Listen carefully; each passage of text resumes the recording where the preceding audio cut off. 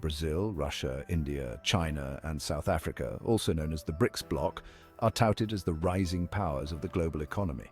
Some economists predict that at one point this group of the world's leading emerging market economies will surpass the G7 and Western economies. But is the hype around the BRICS economy justified?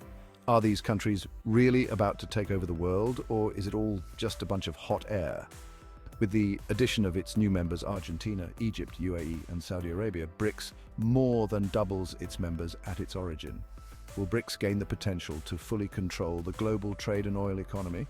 And most importantly, how do the BRICS economies stack up against their Western counterparts? Come, let's dive in and see if we can separate fact from fiction. It will be interesting to know the outcomes of this reality check. Over the past few decades, these emerging economies have experienced significant growth, challenging the traditional dominance of Western powers. They've got the numbers, the resources, and the ambition, but do they have what it takes to truly reshape the global economic order? Buckle up, because we're about to find out. Welcome to RichInsider. If you haven't already, consider subscribing to our channel and stay in the loop for all our latest videos. Picture this. It's 2009, the world is still reeling from a financial crisis, and a group of ambitious countries decides it's time to shake things up. Enter BRICS, an economic alliance formed with a bold goal in mind to challenge the established Western-dominated institutions like the World Bank and the International Monetary Fund. These countries aren't just some fringe group either. Together, they represent a whopping 40% of the world's population and account for about 29% of global GDP. As of 2024, the combined GDP of all the BRICS nations stands at $31 trillion, whereas the G7 nations have a total GDP of $46 trillion.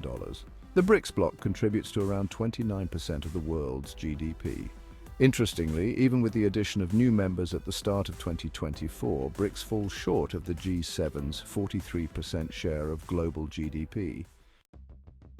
Each of these nations brings something unique to the table.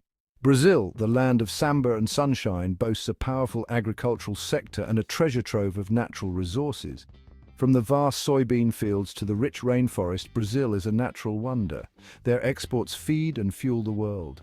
Then there's Russia, the energy giant of the group. With its vast landscapes and untapped potential, Russia is a powerhouse in its own right. They've got oil and gas reserves that would make a Texan oil baron blush, giving them serious leverage in the global energy market. Their energy exports are a lifeline for many countries, and Russia's natural wealth is staggering. Russian crude oil exports are one of the largest in the world, with 240 million metric tons of crude oil exported last year, which translates to 4.8 million barrels per day.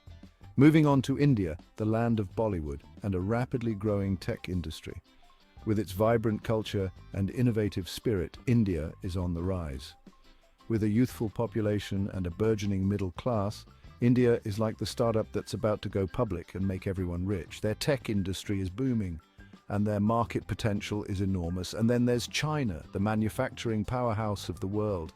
Their industrial capabilities are unmatched. From smartphones to solar panels, they seem to make everything, and they make it a lot.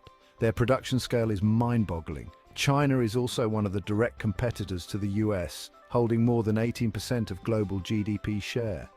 Innovation is at the heart of their growth. In fact, recent developments in humanoid robots from China are just proof to China's competitive nature against US businesses such as Tesla.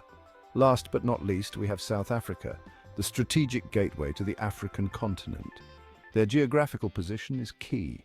They're rich in minerals and resources, and they're playing a key role in driving economic growth in the region. Their mining sector is a cornerstone of their economy, and their influence is growing. While the BRICS nations have shown remarkable growth and potential, they are not without their own set of significant challenges. For BRICS, it's the pesky issue of internal challenges. These internal issues can often be the most difficult to navigate and resolve.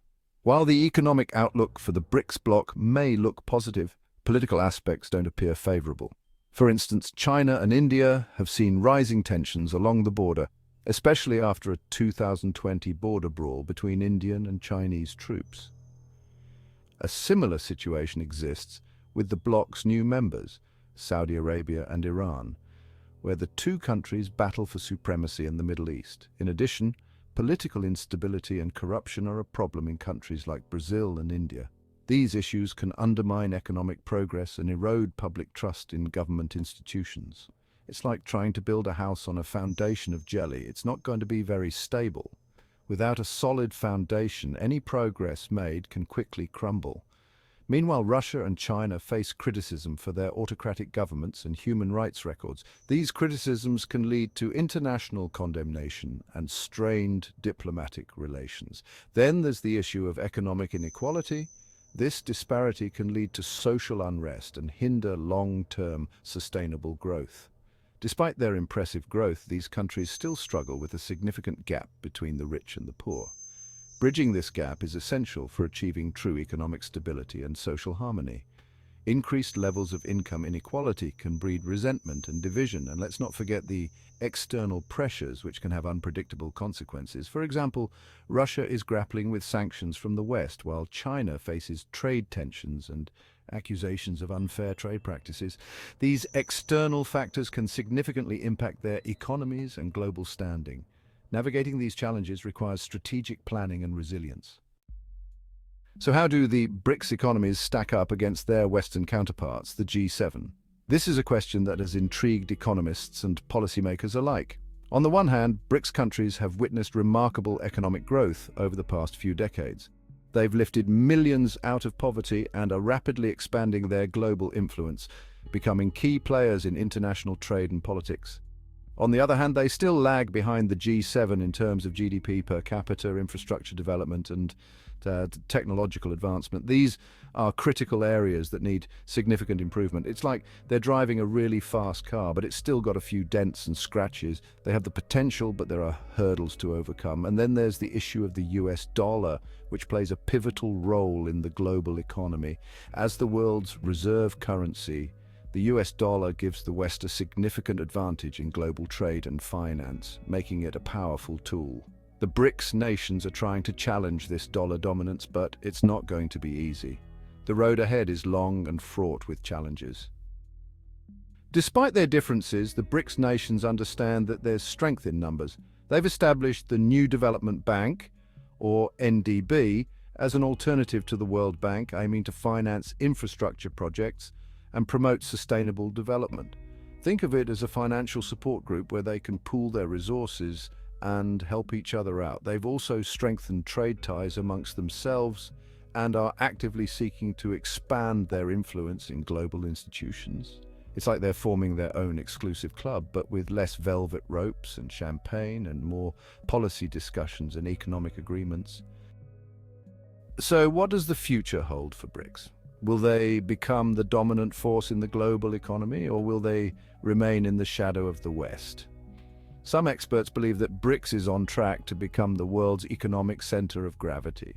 They point to their vast populations, abundant resources, and growing middle classes as evidence of their future potential. Others are more cautious, arguing that internal challenges and external pressures could limit their growth. There's even talk of expanding the bloc to include other emerging economies like Argentina or Indonesia. The BRICS economies are a fascinating mix of potential and uncertainty. They've made impressive strides in recent decades, but they still face significant challenges. Will they be able to overcome these challenges and fulfill their promise as the engines of global growth, or will they succumb to internal divisions and external pressures? It is safe to say that the BRICS bloc will have a profound impact on the global economy for decades to come. So, what do you think? Are you bullish or bearish on BRICS? Let us know in the comments below. Until next time, take care.